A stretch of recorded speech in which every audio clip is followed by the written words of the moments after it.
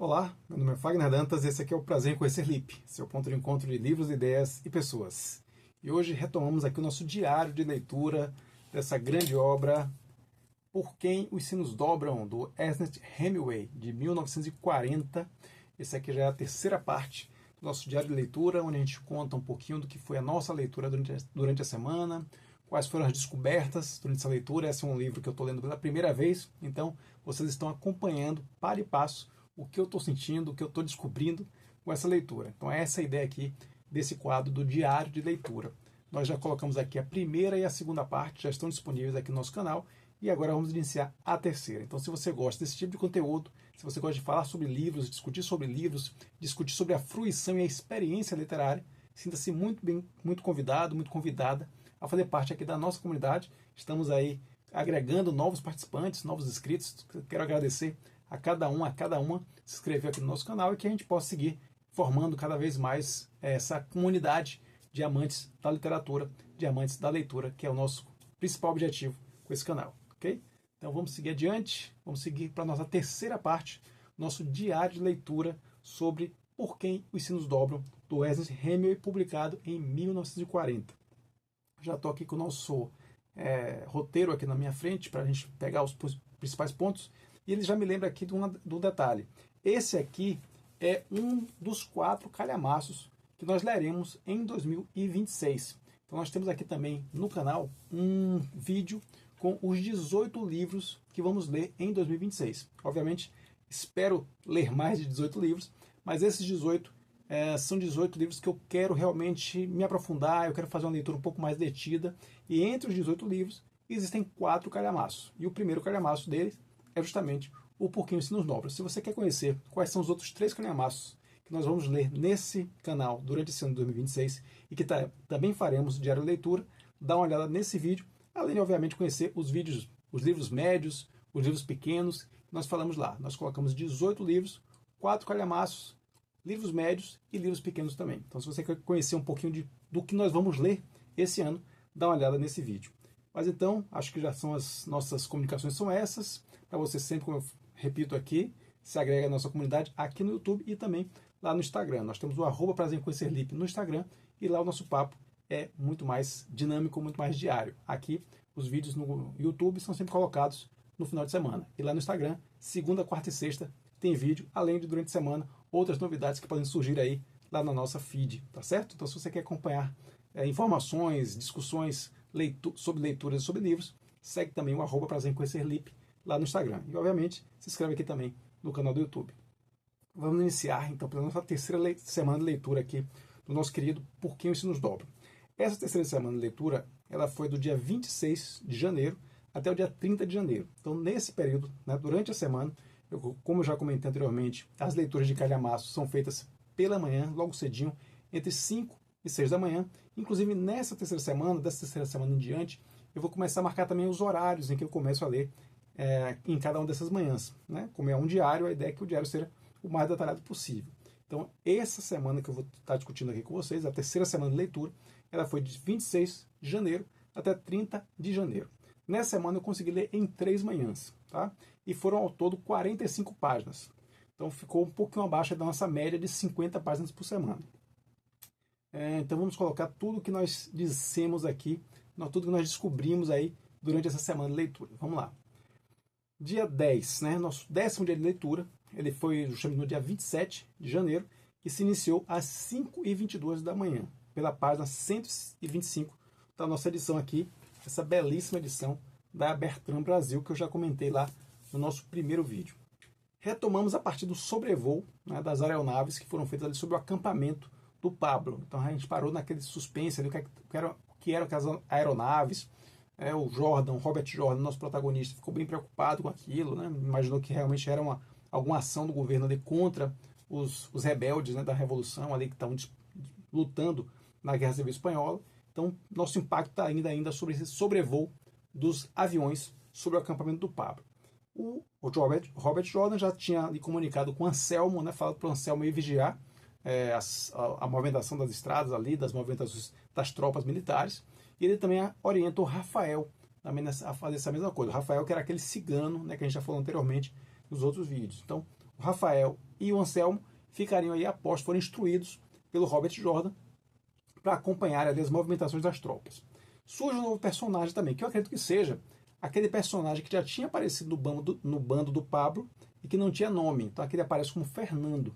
E esse Fernando chega contando algumas novidades, chega trazendo novidades do povoado. Né? Eles estão ali na mata, escondidos na mata, e o Fernando traz algumas novidades do povoado. Entre essas novidades, de que a situação no norte do país já estava bastante complicada para as forças da República. Lembrando que nós temos aí duas forças oponentes, né? A força do governo, né? As forças fascistas do governo, e as forças rebeldes que representam aí a República. Então o Fernando chega comentando que ouviu que as coisas estão muito más para as forças da República no norte do país. Outra coisa muito importante é que ele ouve que já existe um burburinho ali de que existe um plano para explodir algumas pontes naquela região. Exatamente a missão do Robert Jordan. Então o Robert Jordan fica incrédulo. Né? Como é que vazou a operação? Já vazou informações da operação? Então esse é um primeiro susto que ele toma ali quando o Fernando conta de que já há ali um burburinho de que vão acontecer algumas explosões e que a ideia seria explodir algumas pontes naquela região. Bom, uma coisa interessante também dessa leitura foi identificar os vários lugares que eles citam aqui. O próprio Fernando, quando chega no povoado, já cita alguns outros lugares, algumas outras cidades da Espanha. Então é uma coisa que eu acho que é interessante fazer, e eu farei isso. A gente tem hoje com essas facilidades hoje do Google, né, de tanta informação na internet, de pegar esses lugares que são citados ao longo do livro e depois fazer um pequeno mapa, né, identificando as distâncias, como era a dinâmica entre esses vários lugares, o norte da Espanha, o sul da Espanha. Então é interessante também, seria mais uma camada que a gente coloca aí na fruição literária, que a gente pode trazer também para elementos até da geopolítica ali do país e da história que a gente está vivenciando aqui, lendo, né, o grande romance aqui do Ernest Hemingway. Então, uma coisa interessante, sugiro também para vocês, eu vou fazer isso, sugiro que vocês façam também um pequeno mapa, já que estamos tratando aqui de um lugar real, né, com cidades, com povoados reais, tentar entender melhor como é essa geodinâmica, essa geopolítica da Espanha com relação a esses lugares que são citados na obra do Ernest Hemingway. Seguindo adiante, Pablo, Fernando e Pilar começam a falar das memórias, né, da vida em Valência. Então eles começam a falar o que acontecia, né, como era a vida deles em Valência, nessa grande cidade espanhola. E o mais interessante, eu achei, foi a conclusão final desse capítulo, que ele bota assim, que como a vida dessas pessoas, desses guerrilheiros, se resumia basicamente a lembranças do passado e explodir pontes no presente. Achei interessante essa observação, né? Como a vida deles estava resumida agora a, de fato, as missões da Revolução, sendo que a vida normal, assim, a vida da bebida, da dança, a vida em si, ela tinha ficado para trás e que eram apenas lembranças agora. Vamos iniciar o capítulo 9. Capítulo 9 Jordan pensa de como é que ele deveria, vivenciando essas situações todas, que ele poderia voltar a escrever, né, vivenciando essas questões todas que ele estava vendo ali na Guerra Civil Espanhola, que ele poderia voltar a escrever. E aí surge, né, achei bem interessante esse fato também, porque dá a entender que o Robert Jordan, ele é um escritor, ou já tinha sido um escritor. Isso é mais um traço biográfico aí com o Ernest Hemingway. Afinal de contas, como nós já contamos lá no primeiro vídeo, o Hemingway acompanha como jornalista essa Guerra Civil Espanhola em 37, vai escrever o livro ali, 38, 39, e em 40 lança o livro. Então, na verdade, o que o Robert Jordan está vivenciando de pensar em escrever, voltar a escrever sobre aquelas coisas que ele está vendo ali na Guerra Civil Espanhola, de certa maneira, tem aí um paralelo com a própria vida do Ernest Hemingway. Então, achei bem interessante esse aspecto aí da relação autor-personagem que está colocado no livro. Bom, Pilar conta Jordan, né? Pilar, que é a nossa personagem feminina principal ali do acampamento, ao lado da Maria, mas a Pilar é essa mulher mais velha, né, que é inclusive a companheira do Pablo. Ela conta que conversou com o Pablo sobre aquela situação tensa que nós já vimos, que aconteceu na caverna, né, onde os dois, o Pablo e o Jordan, ficaram ali numa situação bem tensa e que havia a possibilidade, né, do próprio Jordan matar o Pablo, né, sentir que o Pablo poderia ser um problema tão sério para a missão que ele teria que ser obrigado a matar o Pablo. E aí a Pilar disse que conversou com o Pablo também sobre isso e perguntou, porque o Pablo também podia fazer isso, né? O Pablo também, os dois estavam se confrontando ali. E ela perguntou por que o Pablo não matou o Robert Jordan. e o Pablo disse que o Robert Jordan era um bom rapaz, então não merecia essa morte, não merecia ser morto. Nessa mesma noite, conversando com a Pilar, e depois a Pilar falando com o Robert Jordan, ela conta que ele chorou nessa noite. E ele chorou porque ele se sentiu traído, abandonado pelo bando, uma vez que o bando, na hora que houve esse infight, né, na hora que houve esse confronto entre entre Pablo e Robert Jordan, os homens acabaram ficando a favor de Pilar. Né? Pilar ficou do lado do Robert Jordan na discussão, né, e contrária à posição do Pablo. E os homens do acampamento, os homens do bando ali, ficaram ali no lado da Pilar. Então ele se sentiu abandonado pelos homens e chorou por conta disso. Então ela conta que por conta disso, além desse choro pelo abandono, ele também disse que ele tinha muito medo de morrer. Então ele estava muito temeroso até da própria vida dele. Ou seja, ele não estava colocando a vida dele mais acima da causa da República. Então essas situações todas fizeram com que Pilar concluísse para Robert Jordan de que ele entendia que o Pablo era um homem arruinado, um homem que já não tinha mais, não representava nem um lado positivo, nem um risco para o acampamento, porque ele era um homem arruinado. E aí fica a dúvida, né? Será que de fato ele é um homem arruinado? Será que o Pablo não tem alguma carta na manga? Será que ele não vai se mostrar ainda um personagem relevante lá na frente? Então isso aí fica para a gente tentar descobrir ao longo da história. Quem já conhece a história, né, já pode me dizer não, porque não vai me dar spoiler, mas já fica aí o gostinho de saber que eu de repente posso me surpreender com o Pablo lá na frente. No momento, de fato, a figura do Pablo parece bastante fracassada, bastante quebrada, bastante arruinada, como usa aqui a expressão a Pilar. Pilar, então, fala da fé na República, né? Que ela tem muita esperança, que ela tem muita fé na República, uma fé quase que religiosa. E essa religiosidade estaria vinculada àquela ideia de algo em que você acredita, ainda que a razão não dê motivos para você acreditar naquilo. Então achei também interessante essa comparação entre a fé religiosa e a fé numa causa. Tanto a fé religiosa quanto a fé numa causa se baseiam no fato de que a razão não lhe dá fundamento para aquela crença, mas você ainda assim acredita. Então fechou aí esse primeiro dia de leitura. Então fechamos às 6h18 e fechamos na página 142. Então lemos 17 páginas nesse primeiro dia. Um bom número, considerando que nossa média é de 10 páginas por dia. Nosso dia 11, né, segundo dia dessa semana, e dia 11 de toda a nossa jornada. Foi no dia 29 de janeiro, às 5h18, nós começamos a leitura pela página 143. Então, seguimos a conversa entre Pilar e Jordan. E nessa conversa, eles falam de mulher, né? Pilar pergunta, mas nenhuma mulher lhe tocou, nenhuma mulher, você não gosta de mulheres? E o Robert Jordan diz que sim, que gosta, mas que nenhuma tocou realmente nele de maneira mais profunda. E ela fala de Maria, que é a personagem feminina com a qual nós já vimos que ele já se envolveu, e ele fala que sim, que ele gosta de Maria. Então, na verdade, a Pilar, com muita experiência, né, percebe que, de fato, ele pode ter uma relação mais forte com a Maria. Pilar diz que tem que aproveitar, porque eles têm pouco tempo de vida. Ele deveria, nessa coisa do envolvimento com a Maria, ela continua falando sobre isso, e diz que eles precisam aproveitar a vida, porque eles têm pouco tempo de vida. E aí ele volta para aquela história, ele pergunta, você viu isso na minha mão? Lembram que ela leu a mão dele, né? Ela é um pouco cigana também, né? A própria Pilar, o Rafael é cigana, a Pilar também tem um pouco dessas artes ciganas, e ela leu a mão do Robert Jordan e não falou o que viu. Então ele pergunta agora, quando ela comentou, mas a gente tem pouco tempo de vida. Ele pergunta, você viu isso nas minhas mãos? Você viu na leitura da mão? Ela disse para ele esquecer isso. Então me parece que esse detalhe da leitura da mão vai ficar sempre voltando até o momento em que, eventualmente, a Pilar vai revelar de fato o que ela viu nas mãos do Robert Jordan. Então, se você já leu o romance, se você é profundo conhecedor aí de Por Quem os Sinos Dobram, certamente você já sabe se a Pilar vai ou não contar o que viu nas mãos do Robert Jordan. Eu não sei, estou curioso, imagino que ela vai sim contar em algum momento. Fica o gancho narrativo aí para a gente acompanhar a história. Pilar vai conversar com outro personagem da Lei do Bando, que é o Agostinho, né? E esse diz que acha Pablo muito inteligente. Pilar discorda, Pilar diz que ele acha Pablo corajoso, mas não inteligente.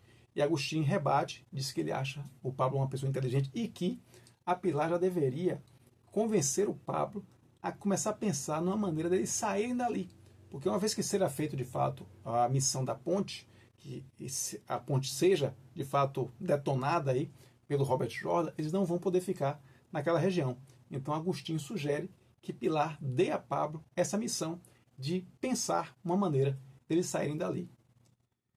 Segundo Pilar, ela diz para o Agostinho que foi bom o Jordan não ter matado o Pablo.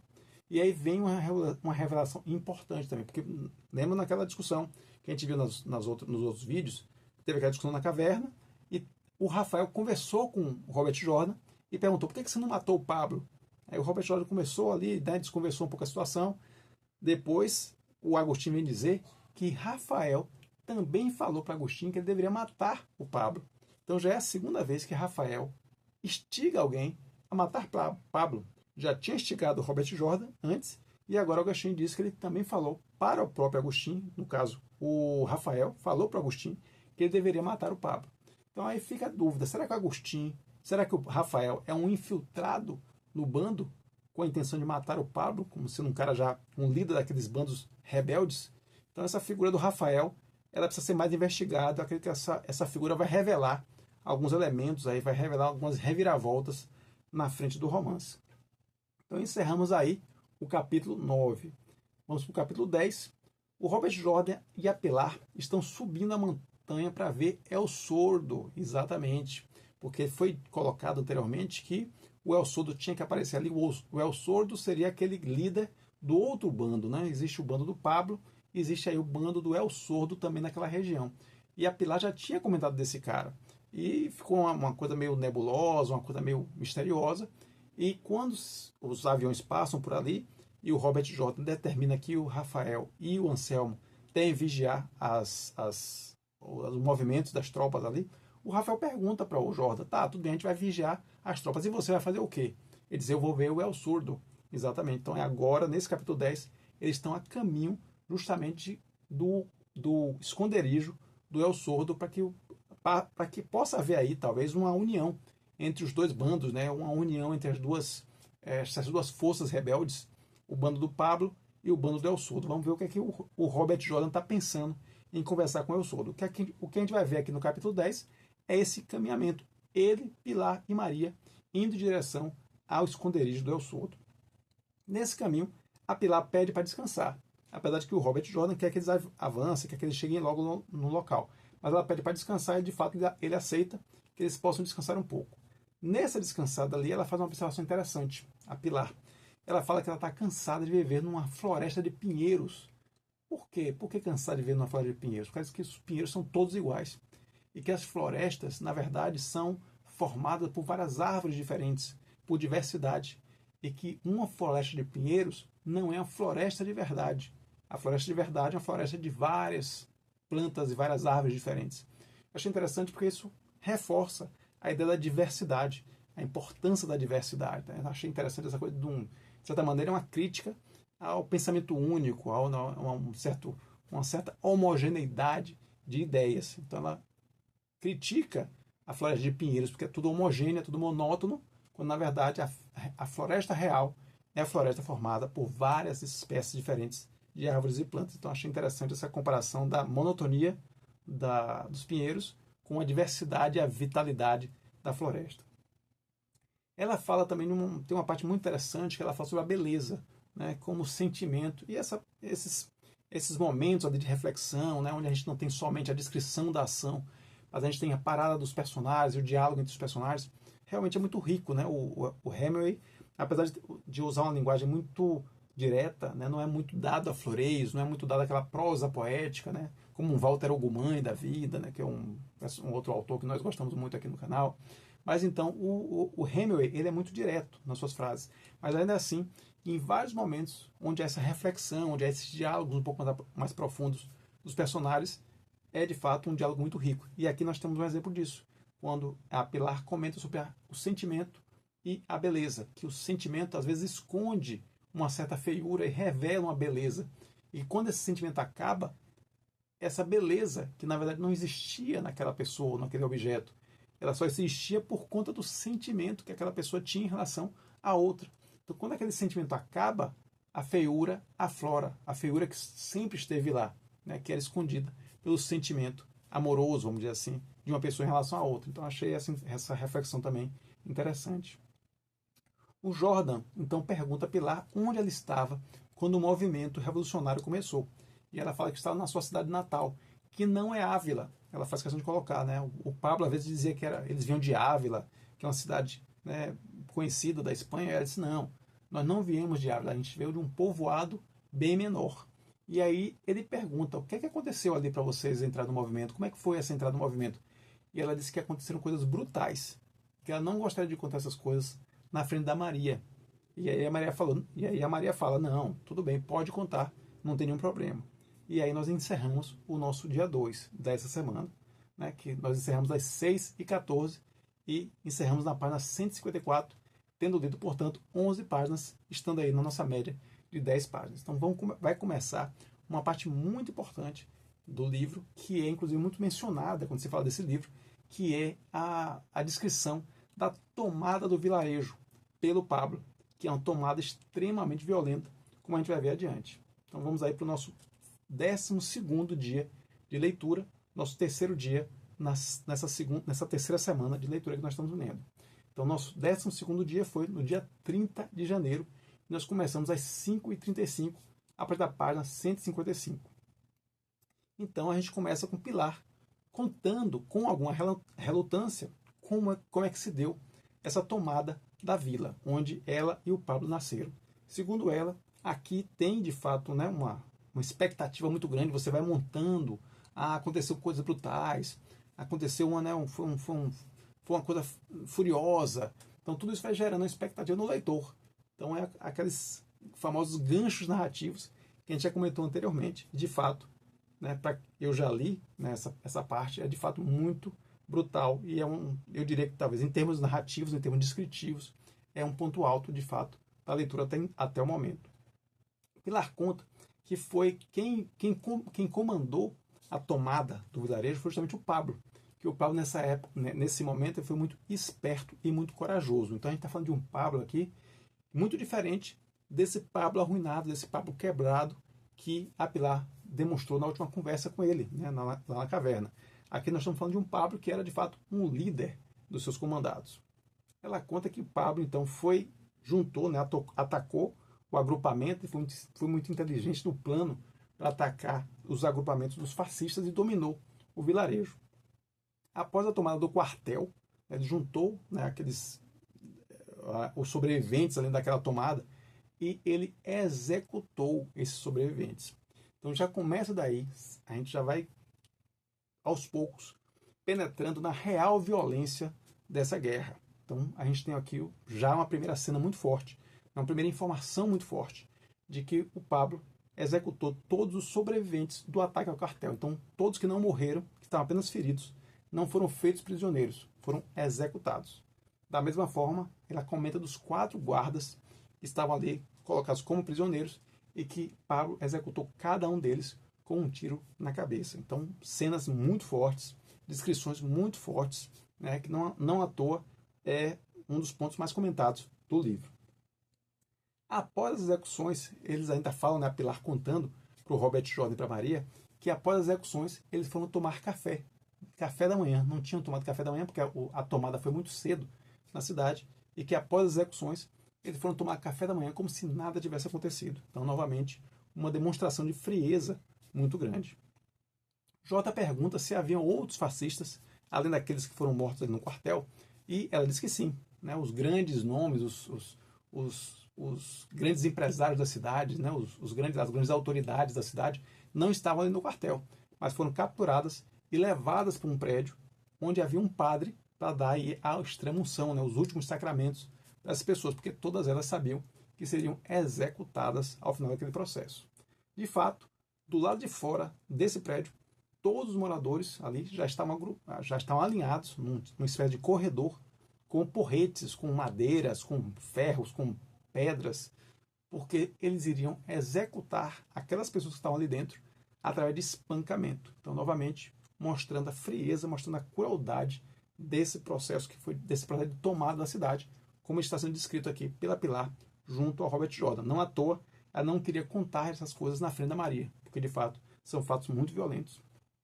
Um dos personagens, um dos camponeses ali, chegou até a chorar, né, enquanto estava ali naquele momento ali de se organizar para poder fazer o espancamento dos fascistas, a Pilar perguntou: por que você está chorando?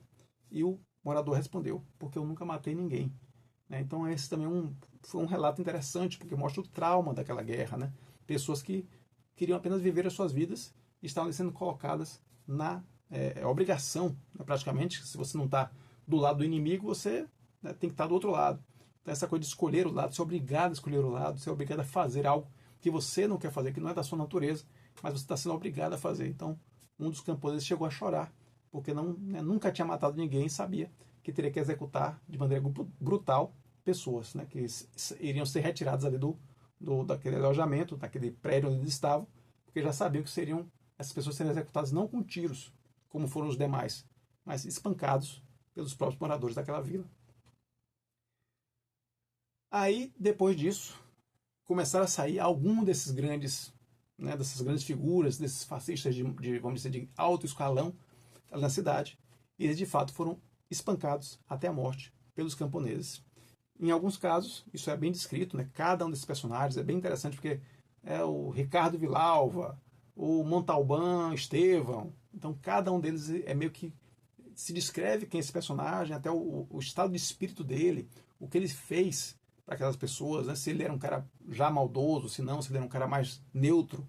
Então isso é descrito para cada um daqueles personagens que saem ali, e de fato alguns deles são mortos por vingança, por atos que tinham feito que eram contrários às vontades daqueles camponeses. Então eles estavam de fato se vingando daquelas figuras e através desse espancamento. Outras, eles próprios dizem que não, talvez até nem merecessem morrer, mas se já estavam ali, para não perder tempo, eles acabavam de fato matando através do espancamento. Então uma cena realmente muito triste, muito pesada. A descrição feita pelo Ernest Hemingway, como eu disse, é uma descrição muito seca, muito fria, mas ainda assim passa muito claramente a brutalidade daquele momento. Então nós encerramos aí nesse processo de execução, e nós vamos continuá-lo na nossa quarta semana. Então a gente encerrou, como foram apenas 3 dias, nosso vídeo está um pouco mais rápido hoje por conta de terem sido 3 manhãs que nós lemos. Nessas 3 manhãs, nós lemos então da página 125 à página 170, num total de 45 páginas, na nossa terceira semana de leitura do nosso Por Quem os Sinos Dobram, do Ernest Hemingway. Então, paramos exatamente durante a tomada do vilarejo e já no processo de execução das grandes figuras que elas colocam como sendo representantes do governo fascista. Muitas delas, como eu disse, mortas por vingança pelos seus maus atos, mas outras mortas apenas porque estavam ali naquela condição, estavam naquela fila de execuções e seriam, portanto, executadas para não se perder tempo. Então, realmente uma cena muito brutal e que certamente nós retomaremos na nossa quarta semana de leitura de Por Quem os Sinos Dobram. Então, se você quer continuar acompanhando essa leitura, quer continuar acompanhando essa fruição dessa grande obra da literatura mundial, te convido novamente a se inscrever aqui no canal do Prazer em Conhecer LIP, né, para continuar acompanhando, e não só acompanhando a nossa leitura de Por Quem os Sinos Dobram, mas acompanhando também os outros vídeos. Nós já temos aqui um acervo significativo, mais de 60 vídeos já estão disponíveis para você, vídeos com resenha, o processo de Kafka, o estrangeiro de Camus, tem vários vídeos diferentes, vários tipos de vídeos diferentes e vários livros diferentes para você poder apreciar aqui no canal. Já fica então o convite para você se inscrever aqui no canal, deixar o seu joinha se você gostou desse tipo de vídeo, e também nos seguir lá no Instagram, no @prazer em conhecer LIP, lá no Instagram, e a gente continua esse papo sobre livros, ok? Então é isso, obrigado pelo seu tempo, e lembre-se, a busca nos une. Um abraço.